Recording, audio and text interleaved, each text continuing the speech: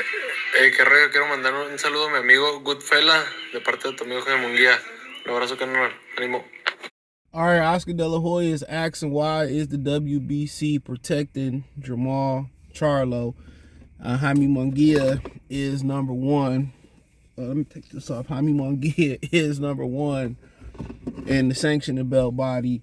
And he says, why are they protecting Charlo? He said, this the year of them making the fights that the fans want to see. And he understand that, one, you heard the live. If you ain't hear the live, go back and listen to it Wednesday. You can listen to it on Amazon, Spotify, Apple, Anchor. Preferable places, just hit my link tree. It's the first link in the description. He says that Hopkins say, Al Heyman getting weak because the money funny, but he gonna eat regardless because them fighters still gotta listen. They still gotta pay him until that contract say they deal is up. So, but they still gotta pay him or whatever. So, but they sense Al Heyman getting weak, and he said, well, everybody working together. No, it ain't that everybody working together. It's that people ain't got no choice because money out here looking funny. Now let's listen to the Tony Harrison interview he did with Brian Custer on the Last Stand podcast, and he was saying that ain't nobody fighting in boxing. Everybody stagnant and all this type of stuff. So, yeah, they got to start making fights or the sport is gonna fade away. Forget what Mike Tyson said. Well, boxing will never go away. Well, shit, it's about it. Al Heyman started making fights. They in trouble, and they know they in trouble. And good, shit. Sometimes to build, you gotta destroy completely.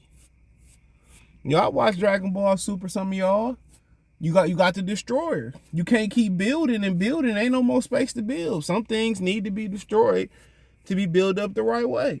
That's why you see people leave their wife, or it's not the right time for a girl. Then years down the line, they get back together. Now it's time for it to work. Now you had time to reflect. It's like building something.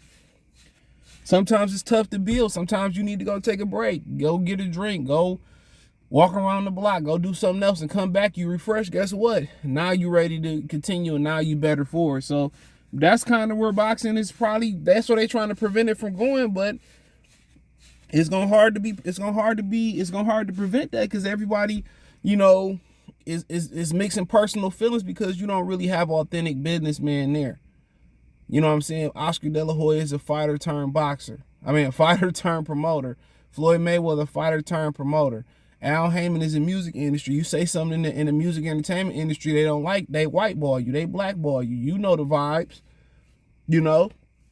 So everybody got personal gripes, except for people who came up in boxing. You hear people say shit about Eddie Hearn, and Eddie Hearn say shit about Canelo, and it's all good. He explained, woo, woo, woo. He ain't taking it personal. He ain't taking it personal because he ain't taking it personal. Same thing with Bob Arum. He been around town. You say shit about Bob. You know what? If we can make some money together, I ain't tripping on all that. Let's make the money and put the BS behind us. But these new guys who not accustomed to being in boxing take everything personal, and they let the personal shit get in the business of boxing, and they don't even know they cutting off they money supply, they cash flow, and don't understand how it go. This ain't the music entertainment business. This ain't the streets, nothing like that. And sometimes streets you got to do business with people who you don't want to do business with. That's life. Shit, and that's the streets, and that's corporate, America. But him and Jaime, it didn't happen because the zone got in the way. Long story short, I know the details, can't get into it, but the zone got in the way, and the zone didn't want to get out the way. And I feel that the fight, in my opinion, probably wasn't big enough for all parties involved to share it. And they said the zone jumped in the last minute and wanted to be a part of it. Do you have it?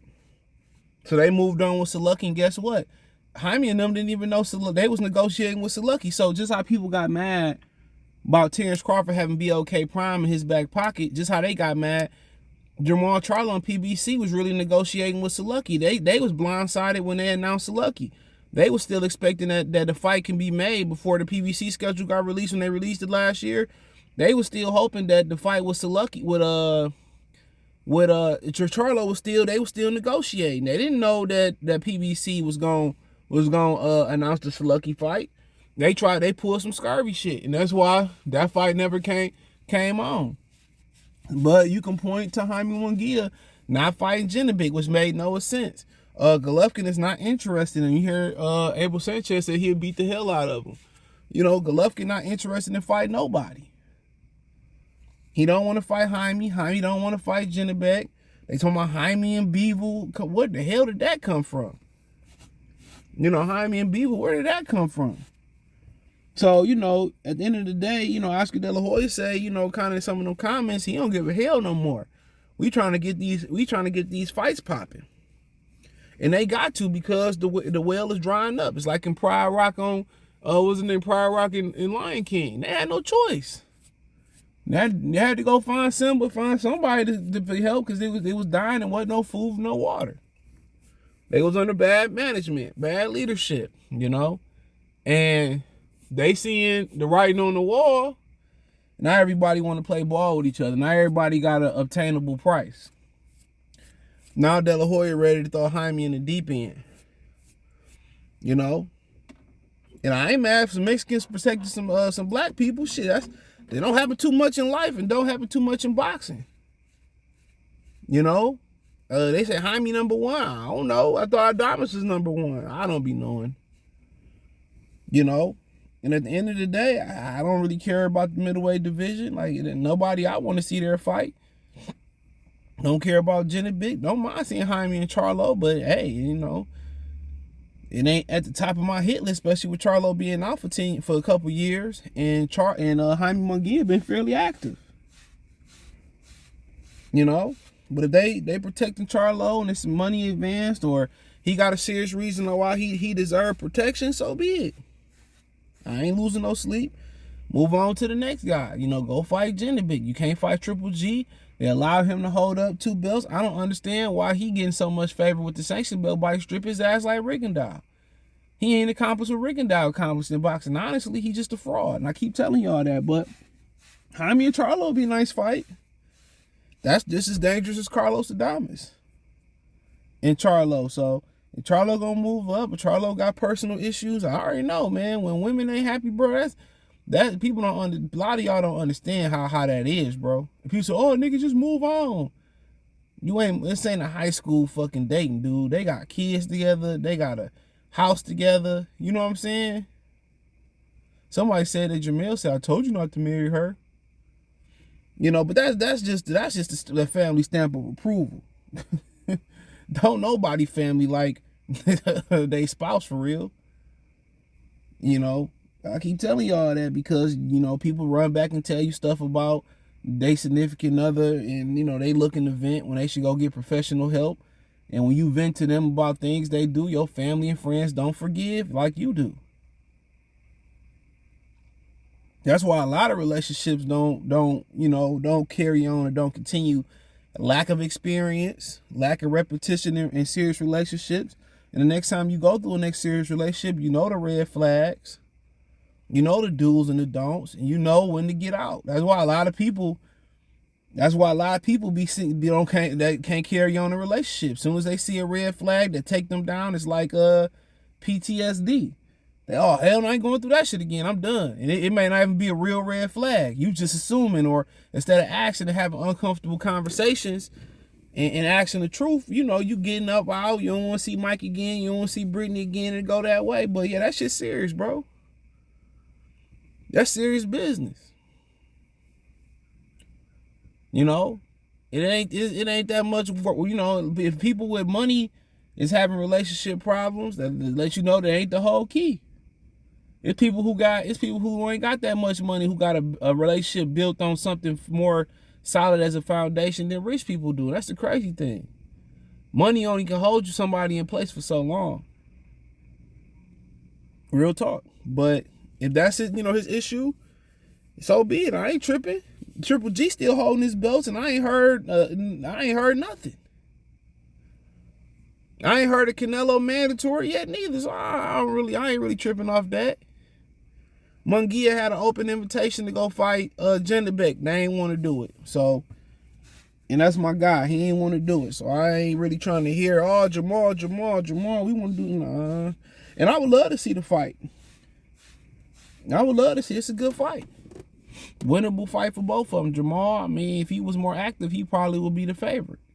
And it seemed the bigger the opponent, the more he stepping, the more focused he is. But, you know, he's like, why is y'all protecting him and this, that, and the third? Much as they protected Oscar De La Hoya in his career, and he was the money man, though. So, there wasn't no reason to ask why they was protecting De La Hoya. But, you know, we'll see if he can accomplish the mission of making the fights that we want to see. But I ain't about to get on no black man and a Mexican company protecting the black man. That's the least they can do. Because all the money they take from our fighters don't go to our causes and don't go to our hoods. They don't do no charity drives. They don't go to the Tony Harrison gym and drop and fix his ceiling. You know what I'm saying? Some of that money they get, they don't go buy and send no gear up there. So we supporting their causes. We supporting their lifestyle. We sending their kids to college and shit like that. Our viewership, our gate money, all that. They purchasing and all that. They don't do nothing for us. You see Dana White building dojos all over the world to identify talent. One charity clinic, doing 5 charity clinics over, 5 areas a year. They must have asked for each sanctionable body. That can bring the next superstar into boxing. That can get somebody into boxing. That can save a life. But they ain't into saving people's lives. They in it. They give back to their communities and they say, fuck us, while taking our money. So, y'all know what the business is. But hey, let me know what you girls and guys think. Thumbs up the video, share the video, subscribe to the channel, the subscribe button and the bell icon button. Let me know what y'all think in the comment section. Thumbs up the video, share the video, hit the link tree. You can find me on Twitch, Twitter, Instagram, Spotify, Anchor, Cash App, Venmo, PayPal, Apple Podcasts, Google Podcasts, the whole 9. Check out the Boxing News playlist for more videos like this. Let me know what you girls and guys think in the comment section. But yeah, I ain't surprised about it. But hey, it is what it is. Appreciate the love, support. Peace.